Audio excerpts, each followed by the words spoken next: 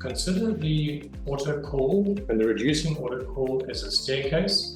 In this case, at observation 4, we're at 90% of its start price, and it's going to drop by 5% every quarter. So the shares, as they come through this level at any point in time, will then deem to then have auto called. But this is not the end of the story.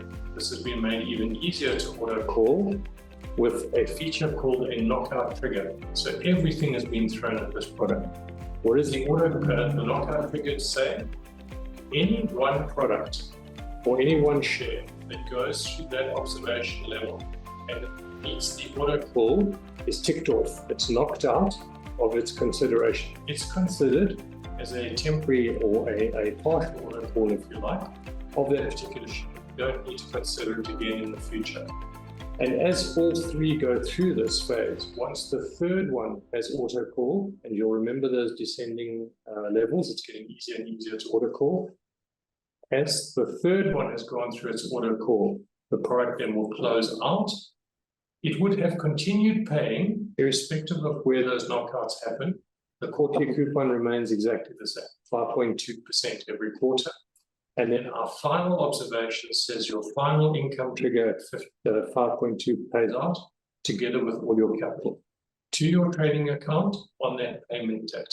So it's wonderful because now we can understand exactly when those payments are coming, and we're making this easier and easier to auto call, and not like any other note where we'd have all three needing to be through the auto call at one time.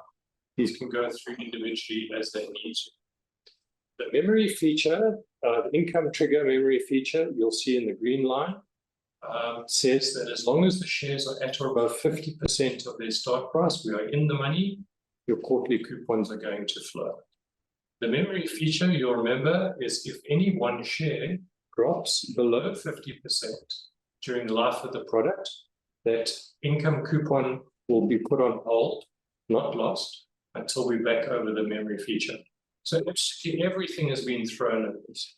And then on the very far right-hand side, we're going to see the capital protection barrier has been put in place at a very generous 50%. So even off these low share prices, the capital protection, should it get, in the unlikely event probably, of getting to full term, the capital protection barrier says that as long as the share, the lowest performing share, is at or above 50%, we get a full capital out. Deep levels of protection there. If in the unlikely event we breach this, we're going to geared put. Let's have a look at this. If we follow the table, folks, and we go, all right, let's say one of the shares drops all the way to 50%. If we're at 50%, the right-hand column says we're going to get paid out of full capital, 100% of our capital. But now, in the unlikely event that perhaps one of these shares drops to 40% or 30% of its start price, instead of in an ordinary note getting 40% out or 30% out, the geared put multiplies this by 2. So even if the lowest share comes out at 40%, we will then receive 80% of our capital out, and so it will descend 60, 40, 20, and obviously whichever the numbers are. What we never ever want to have happen is a company to go back, because if it's zero, we will get zero of our capital out. And we may have collected coupons, in its income phase. This is why we want the auto call to happen before a capital protection barrier is triggered, which will only be at the very last observation.